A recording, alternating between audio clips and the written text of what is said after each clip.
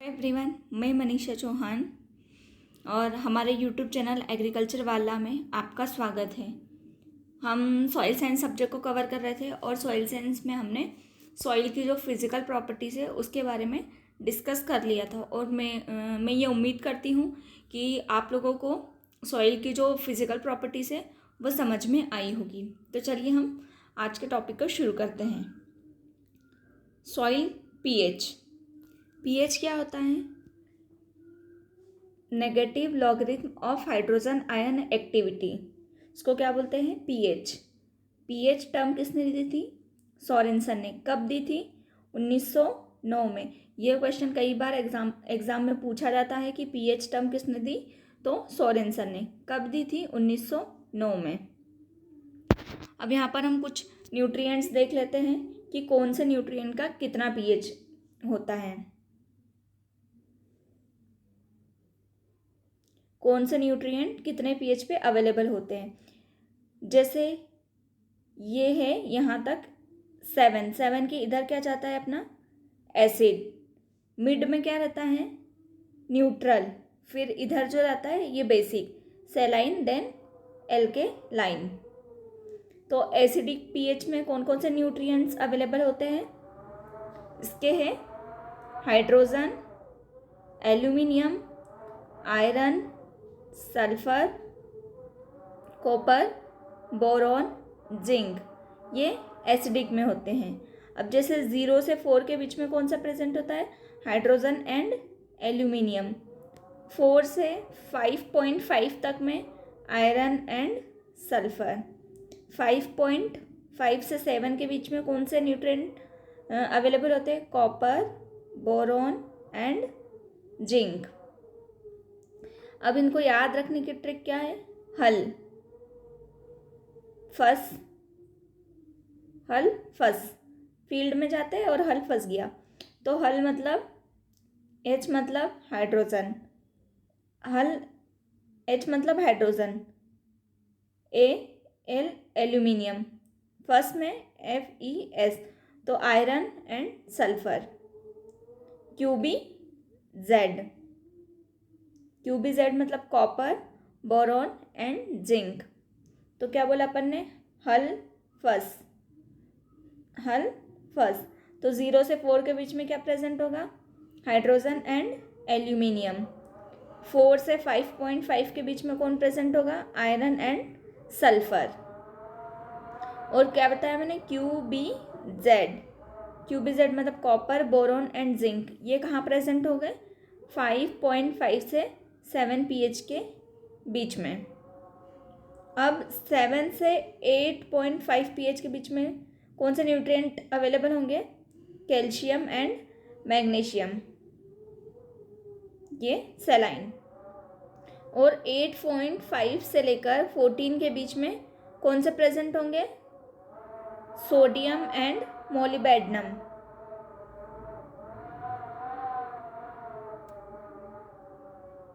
अभी यहाँ पे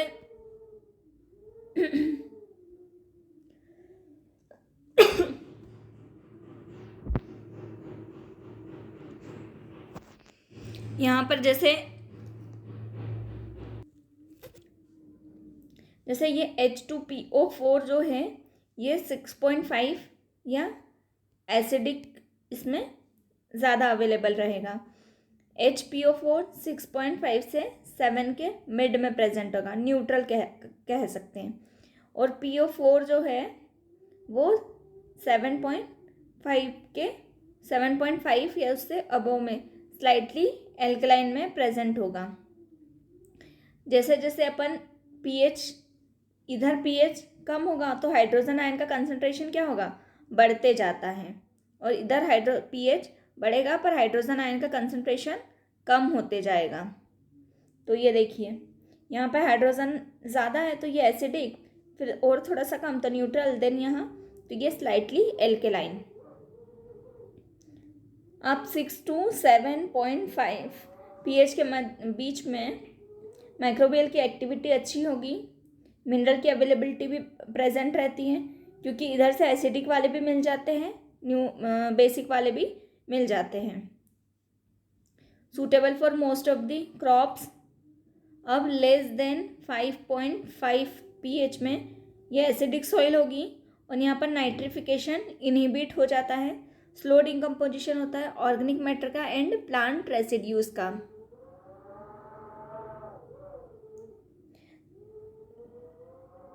देन अब पढ़ेंगे biological properties of soil. Refers to the living organism found in the soil, includes both the micro and macro plants and animals. अब plants and animals, तो plants में micro में अपना bacteria, fungi, actinomycetes, and macro में roots of higher plants. Then है animal, animal में micro and macro. Micro में अपना आ जाएगा निमेटोड एंड प्रोटोजोआ। मैक्रो में अर्थवॉर्म्स, रोडेंट्स, आर्थ्रोपोड्स, आर्थ्रोपोड्स में माइट्स, इंसेक्ट, स्पाइडर्स आ जाएंगे, एंड गैस्ट्रोपोड्स, गैस्ट्रोपोड्स में आते हैं स्नेल्स।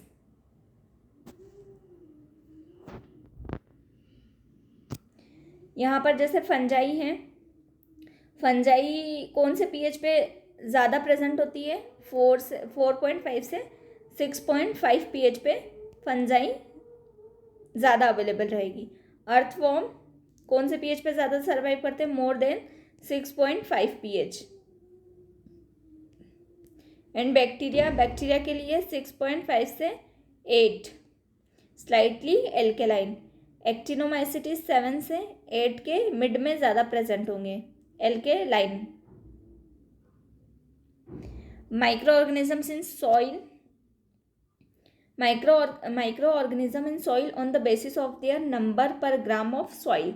नॉर्मल सॉइल में कौन कौन से माइक्रो ऑर्गेनिजम्स ज़्यादा पाए जाते हैं? तो जैसे bacteria, then actinomycetes, then fungi, then algae. ये नॉर्मल सॉइल में नंबर के बेस पे देखा जाए, नंबर पर ग्राम, तो सबसे ज़्यादा bacteria, then actinomycetes, then fungi, then algae. उसके बाद में soil micro organism in soil on the basis of their mass पर ग्राम। ये अपन ने क्या देखा था? नंबर पर ग्राम, यहाँ मास पर ग्राम। तो मास किसका ज़्यादा रहेगा? फंजाई का, then bacteria, then actinomycetes, then algae. Micro organisms order in acid soil, acid soil में माइक्रो ऑर्गेनिजम्स जो प्रेजेंट है उनका ऑर्डर। तो एसिड सॉइल में सबसे ज़्यादा क्या प्रेजेंट होगा? Fungi, then bacteria, then algae, then actinomycetes. जैसे अपन ने यहाँ पर देखा भी था, फंजाई एसिडिक पीएच में ज़्यादा अवेलेबल होती है। देन बैक्टीरिया देखा था 6.5 से 8 के बीच में, एंड एक्टिनोमाइसिटीज 7 to 8। तो फंजाई, बैक्टीरिया एंड एक्टिनोमाइसिटीज। और यहाँ पर भी ये है fungi, bacteria, algae and actinomycetes. Micro organisms order in arid and semi arid या एल्काइली सॉइल। एल्काइली सॉइल में एक्टिनोमाइसिटीज ज़्यादा प्रेजेंट होगा, then bacteria, then fungi, then algae. Micro organisms के हैबिटेशन, तो माइक्रो ऑर्गेनिजम्स हैबिटेशन के base पे 3 type के होते हैं। कौन कौन से? साइक्रोफिलिक, मीजोफिलिक, थर्मोफिलिक।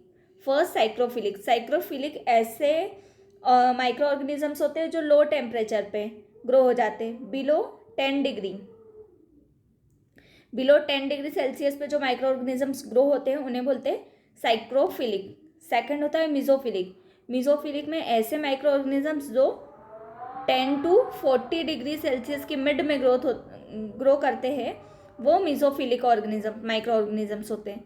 देन थर्ड होता है थर्मोफिलिक जो मोर देन 45 डिग्री टेम्परेचर को भी टॉलरेट कर लेते हैं, वो होते हैं थर्मोफिलिक माइक्रो ऑर्गेनिजम्स। अब यहाँ पर है सल्फर ऑक्सीडाइजिंग बैक्टीरिया। कौन सा होता है?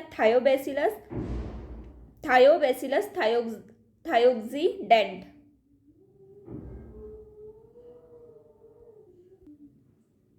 तो sulphur oxidising bacteria Thiobacillus thiooxidants. Sulphur reducing bacteria कौन सा होता है? डी सल्फोविब्रियो।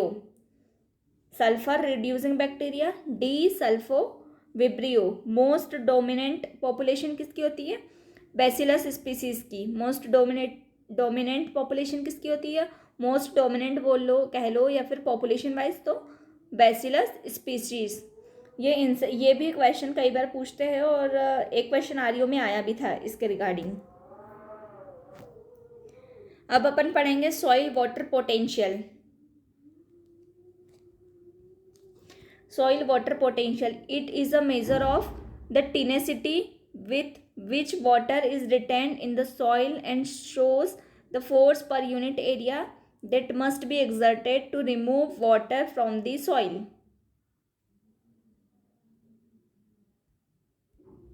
तो सॉइल वाटर पोटेंशियल क्या होता है कि इसमें जो वाटर है, वाटर की दृढ़ता कितनी है, सॉइल की दृढ़ता कितनी है वाटर को पकड़ के रखने की, और कितना फोर्स पर यूनिट एरिया में लगाना पड़ता है वाटर को सॉइल से रिमूव करने के लिए, तो वो क्या कहलाता है अपना soil water potential. It is always negative in soil. कैसा होता है, नेगेटिव होता है। Water in soil has potential energy as well as kinetic energy. Water soil में वाटर की पोटेंशियल एनर्जी भी होती है एंड काइनेटिक एनर्जी भी होती है। काइनेटिक एनर्जी कैसी होती है, वेरी स्मॉल। प्योर वाटर का वाटर पोटेंशियल कितना होता है, ज़ीरो। ये याद रखिएगा, ये कई बार ये भी क्वेश्चन पूछते हैं एग्जाम में कि प्योर वाटर का वाटर पोटेंशियल कितना होता है, तो ज़ीरो। अब यहाँ कुछ टर्म्स देख लेते हैं। फर्स्ट होती है अपनी एड्सॉर्प्शन। एड्सॉर्प्शन क्या होता है, the process by which solution constituent become attached to the surface of the soil particle.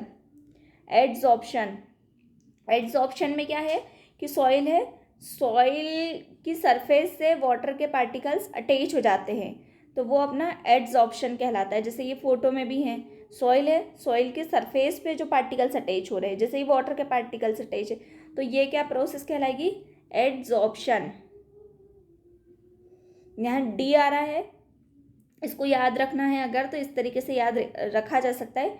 D आ रहा है, डी मतलब डी को डोर से कनेक्ट कर लो। डोर मीन्स दरवाज़ा, तो जो मेहमान आए हैं उनको बस डोर तक ही रखा है, तो एड्सॉर्प्शन सॉइल ने कहा उसकी सरफेस से अटैच करके रखा है। सेकेंड टर्म है desorption, removal of element from soil surface. जब सॉइल सरफेस से एलिमेंट्स को रिमूव किया जाता है तो वो क्या कहलाती है, डिसऑर्प्शन। थर्ड टर्म क्या है, एब्जॉर्प्शन। एब्जॉर्प्शन क्या होता है, when water is poured into the soil the water will be absorbed by the soil। जब सॉइल के द्वारा वाटर को एब्जॉर्ब कर लिया जाता है तो वो प्रोसेस क्या कहलाती है, एब्जॉर्प्शन। ये जैसे ये डायग्राम है, तो सॉइल ने वाटर को एब्जॉर्ब कर लिया। नेक्स्ट टर्म है कोहेजन। कोहेजन क्या आती है, जब water is attracted to water, जब वाटर का पार्टिकल वाटर के ही पार्टिकल से अट्रैक्ट होता है तो वो प्रोसेस क्या कहलाती है, कोहेजन। एडेशन में क्या होता है, वाटर अट्रैक्ट होता है अदर सब्सटेंसेस से, जैसे सॉइल से अट्रैक्ट हो रहा है किसी अदर सब्सटेंसेस से, तो वो प्रोसेस क्या कहलाती है, एडेशन। अब एडेशन याद रखने की ट्रिक, इसमें ए आ रहा है, ए मीन्स अलग, तो वाटर अलग पार्टिकल से अट्रैक्ट होगा तो वो एडेशन कहलाती है, और कोहेजन में वाटर अट्रैक्ट होगा वाटर के ही पार्टिकल से या मॉलिक्यूल से। नेक्स्ट है फ्लोकुलेशन। फ्लोकुलेशन क्या कहलाता है, फ्लोकुलेशन टर्म क्या होती है, soil particle are coagulated by adding an opposite charge ion. जब अपोजिट चार्ज आयन को ऐड किया जाता है तो क्या होता है, सॉइल के पार्टिकल्स कोएगुलेट हो जाते हैं। Ability of cations to flocculation are in descending order. ये क्या है, डिसेंडिंग ऑर्डर में। तो फर्स्ट अपना इधर क्या है, aluminium, calcium, hydrogen, magnesium, potassium. Potassium क्या है, लीस्ट है। अब इसको याद रखने की ट्रिक क्या है, अल्का हमको, अल्का हमको। तो फ्लोकुलेशन में क्या है, अल्का हमको, अल्का, अल मतलब A L, aluminium, Ca calcium, H hydrogen, M magnesium, K potassium. तो अल्का हमको flocculation, aluminium, calcium, hydrogen, magnesium and potassium.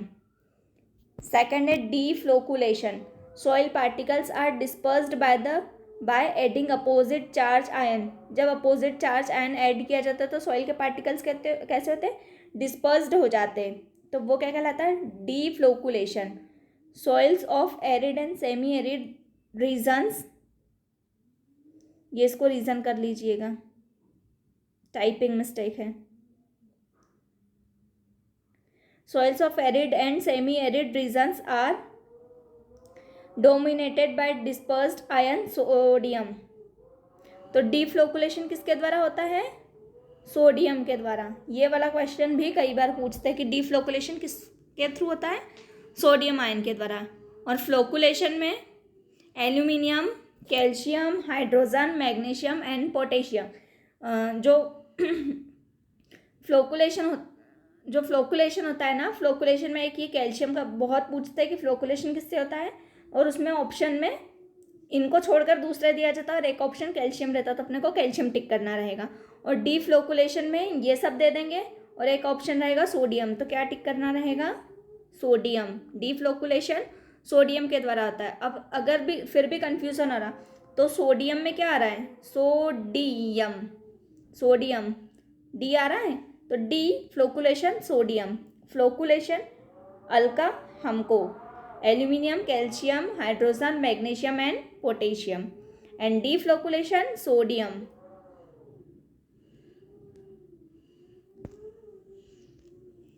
अब देखेंगे types of soil water potential. तो फर्स्ट होता है अपना मैट्रिक पोटेंशियल। मैट्रिक पोटेंशियल क्या होता है, represent the relative ability of the movement of water held in the soil profile for plant uptake or use। तो मैट्रिक पोटेंशियल क्या करता है, रिप्रेजेंट करता है relative availability of amount of water को, जो कि सोइल प्रोफाइल में होल्ड किया जाता है प्लांट के अपटेक के लिए। सेकंड होता है ग्रेविमेट्रिक पोटेंशियल। ग्रेविमेट्रिक पोटेंशियल क्या होता है, component of water potential due to gravity force. जब ग्रेविटी फोर्स के थ्रू जो होता है वो अपना क्या कहलाता है, ग्रेविमेट्रिक पोटेंशियल। थर्ड होता है ऑस्मोटिक पोटेंशियल। ऑस्मोटिक पोटेंशियल क्या होता है, component of water potential due to the concentration of the soil solution. Soil solution के कंसंट्रेशन के थ्रू जो क्रिएट होता है वो क्या कहलाएगा, ऑस्मोटिक पोटेंशियल। नेक्स्ट है pressure potential. Pressure potential created due to hydrostatic potential. Pressure potential किसके थ्रू क्रिएट होता है, हाइड्रोस्टैटिक पोटेंशियल के थ्रू। एंड ये जो प्रेशर पोटेंशियल है ये क्या होता है, पॉजिटिव पोटेंशियल। प्रेशर पोटेंशियल कैसा होता है, पॉजिटिव पोटेंशियल। अब देखेंगे unit of soil water potential. Soil water potential की यूनिट्स क्या क्या हो सकती है, बार हो सकती है, atmosphere, millibar, pascal, MPA. MPA मतलब मेगा पास्कल। अब 0.98 atmosphere equals to 1036 centimetre of water के इक्वल है। एंड 1 बार किसके इक्वल है, 1023 centimetre of water. 1023 centimetre of water के इक्वल है 1 बार। अब देखेंगे पीएफ। पीएफ जो है, पीएफ टर्म किसने दी थी, शॉफील्ड ने। ये वाला क्वेश्चन भी कई बार पूछते हैं कि पीएफ टर्म किसने दी थी, शॉफील्ड ने। वहीं पीएच किसने दिया था, सोरेनसन ने। पीएफ क्या होता है, logarithm of soil moisture tension. Soil moisture tension का लॉगरिथम क्या, सॉइल मॉइस्चर टेंशन का लॉगरिथम क्या कहलाता है, पीएफ। अब है सैचुरेशन या maximum water holding capacity. Saturation या मैक्सिमम वाटर होल्डिंग कैपेसिटी क्या होती है, जब फील्ड, ये फील्ड है और फील्ड में 2 टाइप के पोर्स प्रेजेंट होंगे। कौन कौन से, एक होगा माइक्रोपोर्स, एक होगा मैक्रोपोर्स। तो जब मैक्रो और माइक्रो दोनों पोर जब पानी से भरे हुए होंगे और वाटर पोटेंशियल कैसा होगा, वाटर पोटेंशियल 0 होगा, तो वो कंडीशन क्या कहलाएगी, सैचुरेशन या मैक्सिमम वाटर होल्डिंग कैपेसिटी। कि अब दोनों पोर्स पानी से भरे हुए हैं, अब पानी फील्ड में पानी की जगह नहीं बची है। यह है when all pores macro and micro are filled with water, at this condition water has zero potential. Water का क्या होगा? Zero potential. सेकेंड होता है फील्ड कैपेसिटी। फील्ड कैपेसिटी क्या होता है? फील्ड कैपेसिटी जब पानी दे देते हैं, इरिगेशन दे देते हैं, या फिर रेनफॉल के 2 से 3 दिन के बाद जो कंडीशन दिखती है हमें, वो क्या कहलाएगी? Field capacity. अब इसमें फील्ड कैपेसिटी, अब इसमें क्या होगा? It is defined as the amount of water retained in the soil after downward movement from a pre saturated soil. तो फील्ड कैपेसिटी में क्या होगा कि कुछ जो वाटर है उसका डाउनवर्ड मूवमेंट हो जाएगा, कुछ पानी नीचे चले जाएगा, तो वो कंडीशन क्या कहलाएगी? Field capacity. Amount of water retained in the soil after downward movement, कुछ पानी तो नीचे चले गया और जो ऊपर बचा कुछ पानी, तो ये कंडीशन कब क्रिएट होती है? रेनफॉल या इरिगेशन देने के 2 to 3 डेज बाद। अब इसमें क्या होता है? Large pore filled with air, जो मैक्रोपोर्स है, लार्ज कह लो या मैक्रोपोर्स। मैक्रोपोर्स किससे भर जाएंगे? एयर से। इनका पानी कहाँ चले जाएगा? नीचे। मैक्रोपोर्स के पानी का डाउनवर्ड मूवमेंट हो जाएगा। एंड जो माइक्रोपोर्स है वो किससे भरे रहेंगे? वाटर से। तो इस कंडीशन को क्या बोलेंगे? Field capacity. और फील्ड कैपेसिटी इसको डिटरमाइन किससे करते हैं? प्रेशर प्लेट एपरेटस से। फील्ड कैपेसिटी को किससे डिटरमाइन करते हैं? प्रेशर प्लेट एपरेटस से। नेक्स्ट है अपना विल्टिंग पॉइंट। नेक्स्ट है अपना विल्टिंग पॉइंट। विल्टिंग पॉइंट क्या होता है?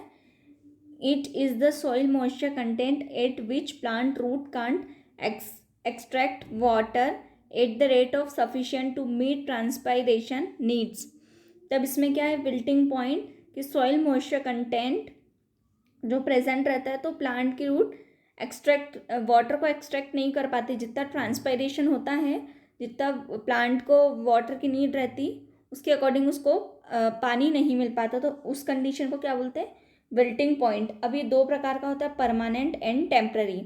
परमानेंट विल्टिंग पॉइंट क्या होता है? Can't achieve their lost turgidity even after application of water. Permanent में क्या हो जाएगा कि परमानेंटली वो विल्टेड हो जाएगा, सूख जाएगा प्लांट। फिर अगर अपन पानी भी देंगे तब भी वो फिर से टर्जिड नहीं हो पाएगा, तो वो परमानेंटली विल्टेड हो जाएगा। तो उस कंडीशन को क्या बोलेंगे? Permanent wilting point. सेकंड होता है टेम्पररी विल्टिंग पॉइंट। इसमें क्या होता है? Can't can achieve their turgidity after application of water. जैसे कई बार प्लांट जैसे सूख रहा है और अपन ने उसको पानी दे दिया और वो पानी देने के बाद फिर से टर्जिड हो जाएगा, तो उस कंडीशन को क्या बोलेंगे? Temporary wilting point. जैसे कई बार अपन घर में या फील्ड पे देखते हैं कि अगर प्लांट मुरझा रहे होते हैं और उनको पानी दे देते हैं, तो कुछ टाइम बाद वो फिर से हरे भरे होने लग जाते हैं। और कई बार होता है कि प्लांट इस तरीके से सूख जाते हैं कि उनको फिर पानी भी देते फिर भी उन्हें कोई फ़र्क नहीं पड़ता, वो सूखे के सूखे ही रहते हैं। नेक्स्ट है अपना हाइग्रोस्कोपिक पॉइंट। हाइग्रोस्कोपिक पॉइंट क्या होता है? Amount of water held by the soil when it is equilibrium with an atmosphere of 98% water vapour. तो ये जो हाइग्रोस्कोपिक जो रहता है ना, हाइग्रोस्कोपिक पॉइंट या हाइग्रोस्कोपिक जो वाटर रहता है, वो मोस्टली वेपर फॉर्म में प्रेजेंट होता है। Then ultimate wilting point. Ultimate wilting point क्या होता है? At thirst point plant unable to receive water to survive and finally death of the plant. इसमें जो प्लांट जो रहता है वो पानी को ले ही नहीं पाता है और उसकी डेथ हो जाती है, वो पूरी तरीके से ही सूख जाता है। फिर उसको कितना भी पानी दो वो सर्वाइव नहीं कर पाएगा, फाइनली डेथ हो जाती है। अब यहाँ पर ये जो सॉइल की कंडीशंस हैं, ये सॉइल की कंडीशंस हैं। यहाँ पे इसका पीएफ वैल्यू कितनी है, बार में कितना है और एमपीए में कितना है। तो जैसे सेचुरेटेड सॉइल है तो उसमें पीएफ वैल्यू 0 होगी, बार में भी 0 होगी और एमपीए मेगा पास्कल में भी 0 होगी। फील्ड कैपेसिटी 2.53 इधर बार में -1.3 या 0.33 और एमपीए में होगा 0.030। और पीडब्ल्यूडी मतलब परमानेंट विल्टिंग पॉइंट, इसमें पीएफ वैल्यू होगी 4.2, बार में -15, MPa में -1.5। हाइग्रोस्कोपिक पॉइंट है, इसमें पीएफ वैल्यू होगी 4.50, बार्स में -31 और MPa में -3.1। अल्टीमेट विल्टिंग पॉइंट में बार में -60 एंड MPa में -6.0। तो ये जो टेबल है, इस टेबल को आपको, ये जो टेबल है, ये टेबल आपको अच्छे से लर्न करनी है, क्योंकि इससे कई बार क्वेश्चन पूछ लेते हैं कि फील्ड कैपेसिटी की पीएफ वैल्यू कितनी होती है, परमानेंट विल्टिंग पॉइंट की कितनी होती है, सैचुरेटेड सॉइल में कितना बार वो रहता है। इस टाइप के क्वेश्चंस कई बार पूछ लेते हैं। जैसे कि ये oven dry soil, oven dry soil की पीएफ वैल्यू कितनी होगी 7, और बार्स में वैल्यू कितनी होगी 10⁴, एंड मेगापास्कल में 10⁻⁻3।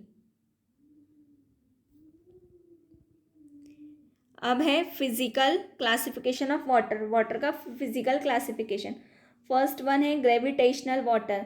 ग्रेविटेशनल वाटर क्या होता है? The water content between saturation and field capacity.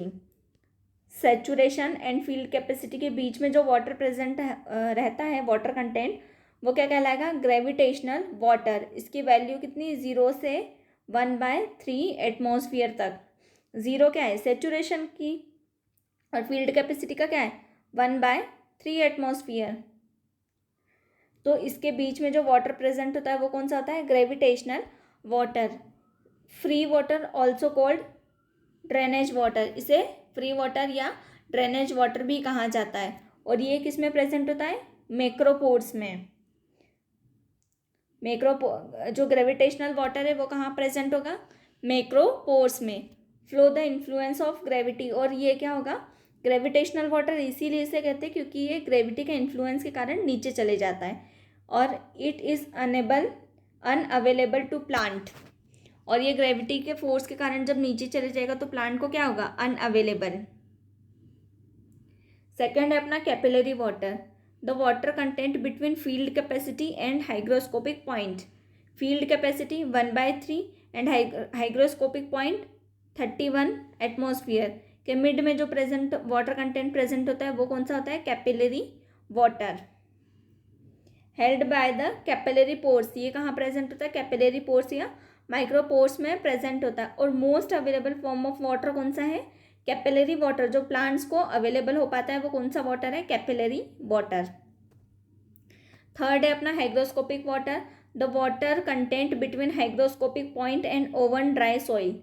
Hygroscopic point 31 atmosphere and oven dry 10⁴ के मिड में जो प्रेजेंट होगा वो कौन सा? Hygroscopic water. और ये कैसे? वेपर फॉर्म में प्रेजेंट होगा, और ये भी अनअवेलेबल टू प्लांट होगा, क्योंकि वेपर फॉर्म में होगा तो वेपर के थ्रू चले जाएगा।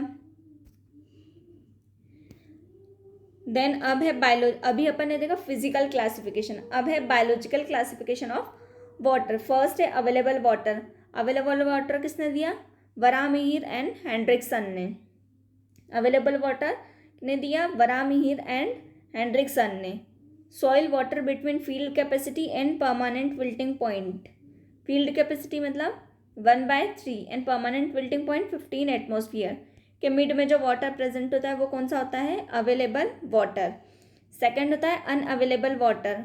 Water retained in soil with water potential of more then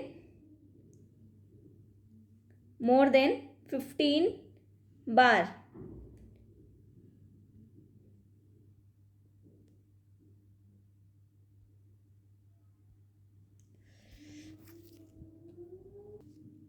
तो unavailable water retained in soil with water potential of more than 15 bars, मतलब -15 बार्स।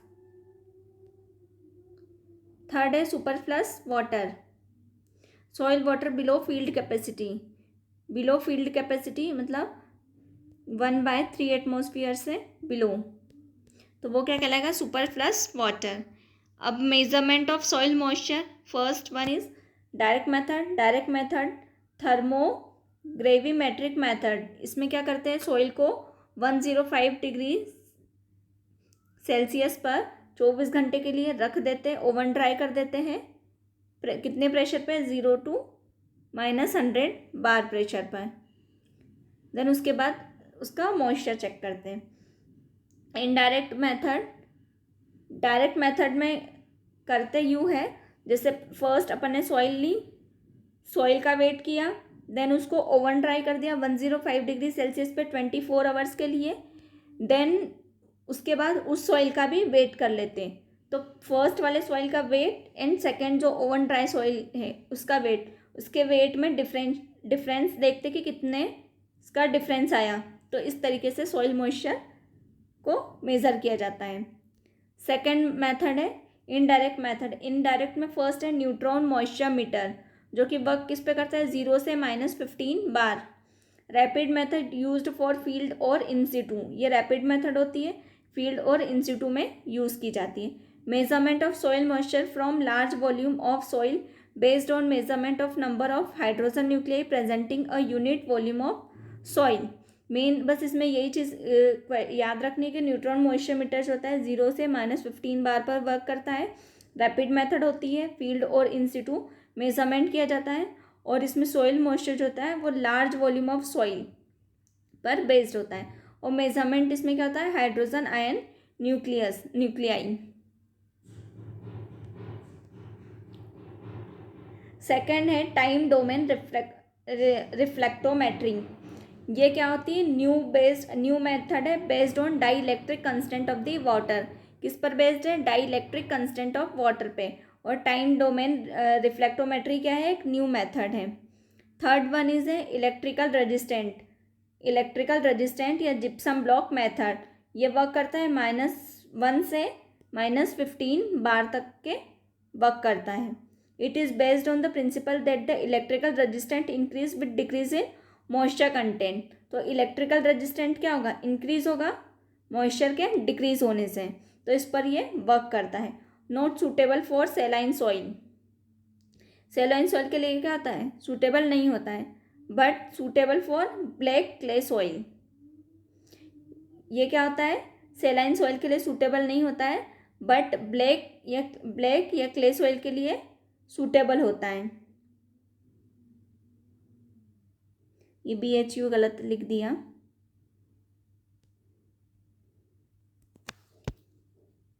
नेक्स्ट है अपना pressure membrane and pressure plate apparatus generally estimate at field capacity and permanent wilting point in lab। Generally किसके estimate के लिए, field capacity and permanent wilting point की, और वो भी कहाँ, लैब में। उसका लैब में एस्टिमेट करने के लिए अपन प्रेशर मेम्ब्रेन या प्रेशर प्लेट apparatus का यूज़ करते हैं।